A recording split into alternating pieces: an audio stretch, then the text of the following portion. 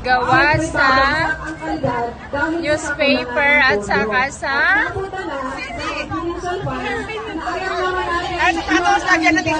ayan, may tissue din. Mga recycle. Lagayan ng itlog, yung box ng itlog, ginawa ng flour, tapos newspaper. Ayan. Native. Yan. Ito yung box ng itlog, ginawa ng flour.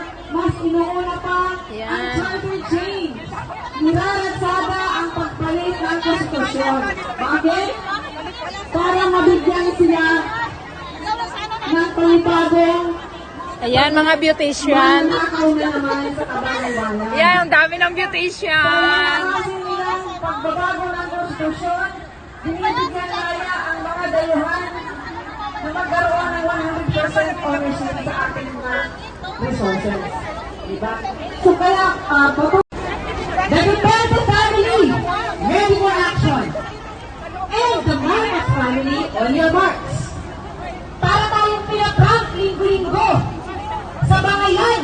So beautiful yung aming Pero kayo mismo, muse. Ayan, mga beautician. laman ng mga balita kung paano magsagutan ang dalawang pamilyang ito. Tama po ba? Hinihilo nila ang taong bayan. Kaya linggo-linggo din, hilong-talilong tayo. Una,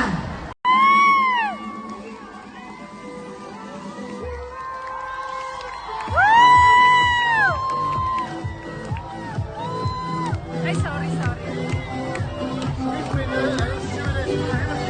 Stay over there.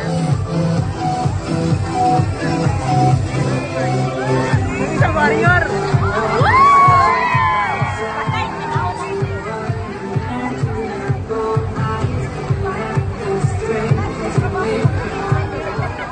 candidate number 5 is Roselyn Copia.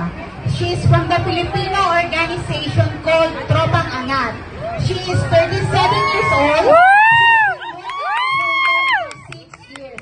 Her outfit is a flight attendant, is the FA provided customer service while creating a welcoming environment for passengers before, during, at the conclusion of each flight. About the material, they use recycling paper such as magazine and newspaper. Helps to reduce greenhouse gas emission that can contribute to climate change. It takes 70% less energy and water to recycle paper than to create a new paper from trees. Manufacturing with recovered paper cuts down on pollution that contribute to smog and ill health, while egg cartons are biodegradable, meaning they break down into harmless components over time. This ensures that even if they end up in landfills, they won't persist for generations, harming the environment. Choosing paper egg and cartons over plastic or styrofoams once can significantly reduce your carbon footprint. Ganda yung We banig. added used clothes, old CDs, Wala and na yung banig sa bubble Hong Kong. wrap. Thank you everyone. Be a recycler, be a saver, tomorrow.